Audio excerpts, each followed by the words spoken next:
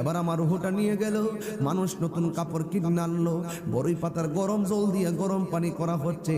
মানুষ আসতেছে, আমাকে সুন্দর করে গোসল করাইতেছে, আমাকে সুন্দর করে কাপড় পরাইছে, আমাকে আতর লোবান দিয়া আমাকে গোসল করাইয়া খাটের মধ্যে শুয়াইছে। চারজন আমার কান্দের মধ্যে লইছে, লইয়া জানাজার ময়দানে চলে গেছে।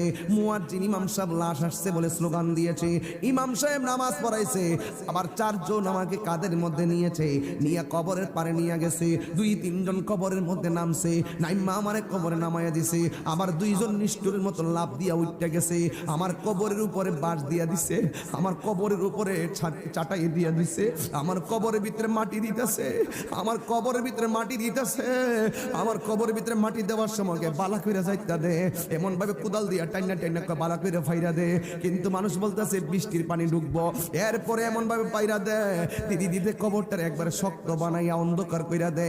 মুরাকাবার ভিতরে চিন্তা করবেন, আমার জন্য কাঁদলো, আমার কবরে দিয়ে কেউ নাই, আমার গোসলখানা করাইলো, আমার কবরে দিয়ে কেউ নাই, আমাকে জানাজার ময়দানে নিল, আমার কবরে দিয়ে কেউ নাই, আমাকে কাঁধে করে নিয়ে গেল, আমার কবরে দিয়ে কেউ নাই, আমাকে কবরে নামায়া দিল, আমার কবরে দিয়ে কেউ নাই, কবর থেকে উঠে গিয়ে বাঁশ দিল, আমার কবরে দিয়ে কেউ নাই।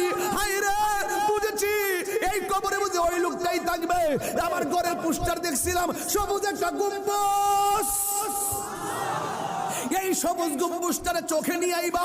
আইরে, এটাই নবীর গম্বুজ, এটাই নবীর গম্বুজ, এটাই নেহারা গম্বুজ, এটাই নেহারা গম্বুজ। এই গম্বুজটারে চোখে নিয়ে আইবা আর মনে মনে ভাববা এই গম্বুজ